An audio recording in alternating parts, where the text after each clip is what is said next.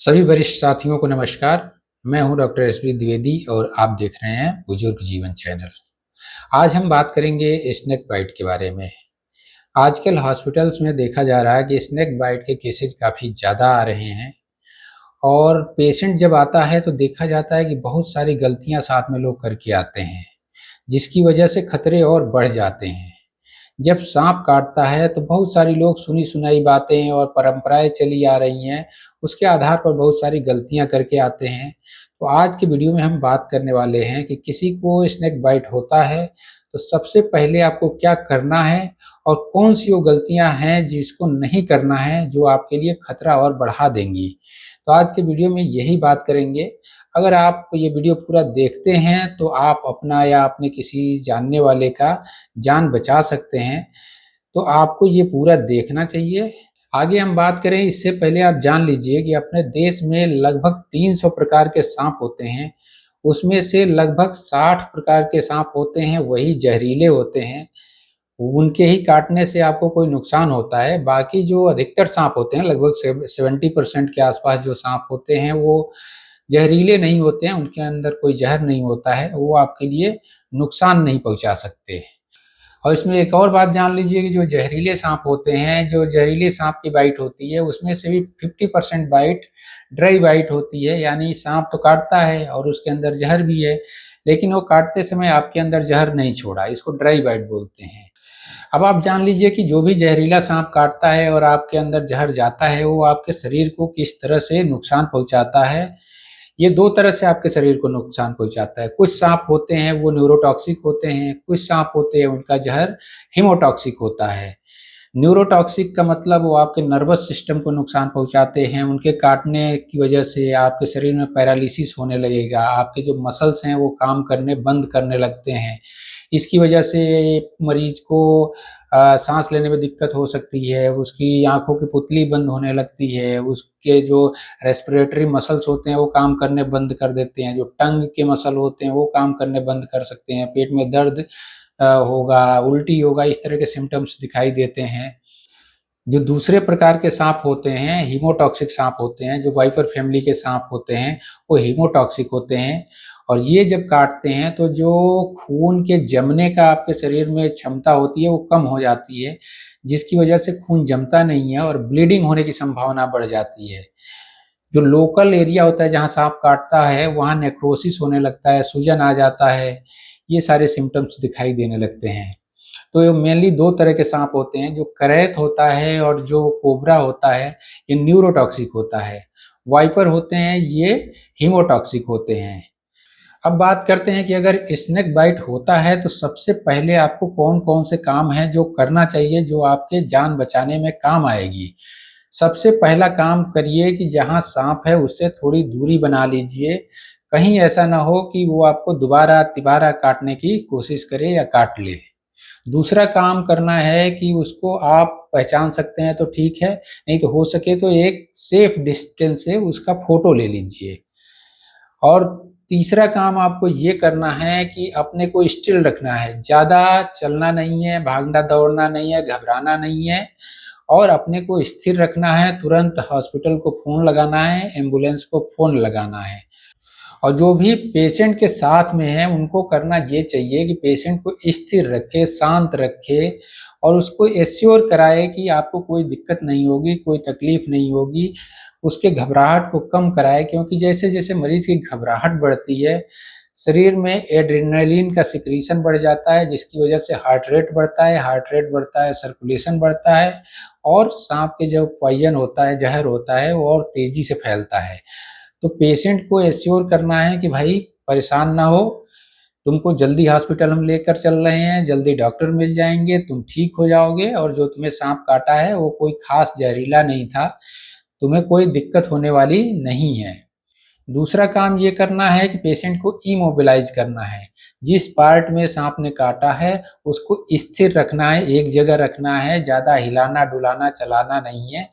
उसका मसल्स जितना काम करेगा उतना तेज़ी से साँप का ज़हर है पूरे शरीर में फैलेगा। चौथा काम ये करना है कि जितना जल्दी हो सके मरीज़ को हॉस्पिटल पहुँचाना है, कहीं भी या झाड़-फूँक के चक्कर में नहीं पड़ना है, कोई जड़ी-बूटी के चक्कर में नहीं पड़ना है, किसी बाबा के चक्कर में नहीं पड़ना है। सीधा आपको हॉस्पिटल जाना है।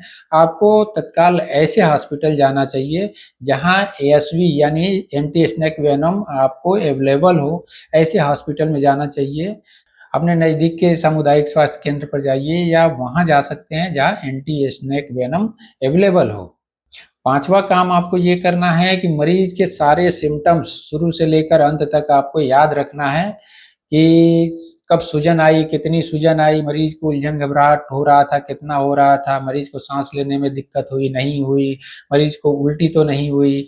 ये सारी चीज़ें आपको याद रखना है और डॉक्टर को जाकर बताना है। इससे इलाज करने में आसानी होती है। साँप को अगर पहचान सकते हैं तो ठीक है, नहीं पहचान सकते हैं कोई बात नहीं। जो भी एंटी स्नेक वेनम इंडिया में आता है उसमें भारत के जो 4 सबसे जहरीले सांप हैं उनके लिए बनाया गया रहता है, उनके लिए वो काम करता है। अब बात करते हैं उन गलतियों की जो अक्सर आप लोग किया करते हैं, जिसको नहीं करना है, जो नुकसानदायक हैं। सबसे पहली गलती कि अगर सांप ने काट दिया तो उसको पकड़ने की कोशिश नहीं करना है। उसको दूर से हो सके तो फ़ोटो ले लीजिए, लेकिन उसको पकड़ने के लिए और पहचानने के लिए बहुत परेशान होने की ज़रूरत नहीं है। कई लोग उसको पकड़ने लगते हैं कि पकड़ के डॉक्टर के पास लेकर जाएँगे, तो ये काम आपको नहीं करना है। दूसरी गलती लोग करते हैं, जहाँ घाव है, जहाँ पर साँप ने काटा है, वहाँ चीरा लगाने लगते हैं कि यहाँ से खून निकल जाएगा, तो साँप का ज़हर भी निकल जाएगा। ये काम आपको नहीं करना है। ज़हर होता है, आपकी मांसपेशियों में जा चुका होता है, खून निकालने से वो निकलने वाला नहीं है। उल्टा जहाँ पर आप काटेंगे वहाँ इन्फेक्शन हो सकता है, अगर कोई वेन कट गई, आर्टरी कट गई तो वहाँ से ब्लीडिंग बहुत ज़्यादा हो सकता है, तो वो काम आपको नहीं करना चाहिए, नहीं तो वो खतरा और बढ़ा देगा। तीसरी गलती जो करते हैं बहुत लोग तो अपने उँगली को ही काट देते हैं, जहाँ पर साँप ने काटा उसको काट दिए कि निकल जाएगा, अलग हो जाएगा तो हमारी जान बच जाएगी। तो ऐसी गलती कभी मत करिए। जो अधिकतर बाइट होते हैं वो ज़हरीले साँप की नहीं होते हैं, साँप के अंदर ज़हर ही नहीं है, आप पता चला अपनी उँगली ही काट के ख़त्म कर दिए, ये गलती नहीं करनी है। चौथी गलती लोग करते हैं कि खूब टाइट बाँध देते हैं, हाथ में साँप ने काटा तो हाथ को बाँध देंगे, पैर में साँप ने काटा तो पैर को टाइट रस्सी से बाँध देते हैं। उनको लगता है कि सर्कुलेशन रुका रहेगा, साँप का ज़हर और फैलेगा नहीं, लेकिन ये बहुत बड़ी गलती है, ऐसा आपको नहीं करना है। जहाँ आप जिस एरिया को बाँध दिए, उस एरिया का सर्कुलेशन बंद होगा, उधर ऑक्सीजन की सप्लाई बंद होगी और वो अंग खराब भी हो सकता है। और जब आप उसको खोलेंगे उधर बहुत ज़्यादा ब्लड इकट्ठा रहेगा, अचानक से हार्ट में जाएगा, तो उससे हार्ट अटैक की संभावना भी बढ़ जाती है। तो ये भी गलती आपको नहीं करना है। जो अगली गलती लोग करते हैं, वो करते हैं कि तत्काल बाबा के पास चले जाते हैं, झाड़-फूँक करने वाले के पास चले जाते हैं। उसमें आपका टाइम खराब होता है और उससे साँप के काटने पर कोई असर नहीं पड़ने वाला है, उससे वो ठीक नहीं होने वाला है, उल्टा समय गँवाएँगे आप, तो ज़हर धीरे-धीरे बढ़ता जाएगा और आपके जान के लिए खतरा होगा। आपको किसी बाबा या किसी झाड़-फूँक वाले के पास नहीं जाना है, किसी जड़ी-बूटी के चक्कर में नहीं पड़ना है। साँप काटने का सिर्फ़ एक इलाज है, वो है एंटी स्नेक वेनम। वही ठीक कर सकता है और कोई ठीक नहीं कर सकता। एक काम और आपको करना है, जिस भी अंग में साँप ने काटा है उसमें कुछ टाइट चीज़ें, जैसे उँगली में काट लिया तो इसमें रिंग पहने उसको निकाल दीजिए, घड़ी टाइट हो वो निकाल दीजिए, कोई टाइट कपड़ा पहने हो वो निकाल दीजिए, क्योंकि जहाँ स्नेक बाइट हुआ है उस एरिया में सूजन आ सकता है। सूजन आएगा और अगर आपने कुछ पहन रखा है टाइट तो उसकी वजह से दबेगा, सूजन ज़्यादा बढ़ेगा, वो निकाल नहीं पाएँगे बाद में और उस एरिया में और डैमेज बढ़ जाएगा। इसलिए आपको वो सारी चीज़ें निकाल देनी है, टाइट कपड़े ढीले कर लेने हैं और तत्काल डॉक्टर के पास जाने हैं, उनको सिम्पटम्स बताने हैं। साँप को अगर पहचानते हैं तो बताना है, नहीं पहचानते हैं कोई बात नहीं। जो भी एंटी स्नेक वेनम होगा वो लगेगा, डॉक्टर आपको देखेंगे और इसका ज़रूरत के हिसाब से इलाज करेंगे। ये जानकारी अगर अच्छी लगी हो तो इसको लाइक कर दीजिए, चैनल को सब्सक्राइब कर लीजिए। मिलते हैं अगले वीडियो में इसी तरह के जानकारी के साथ।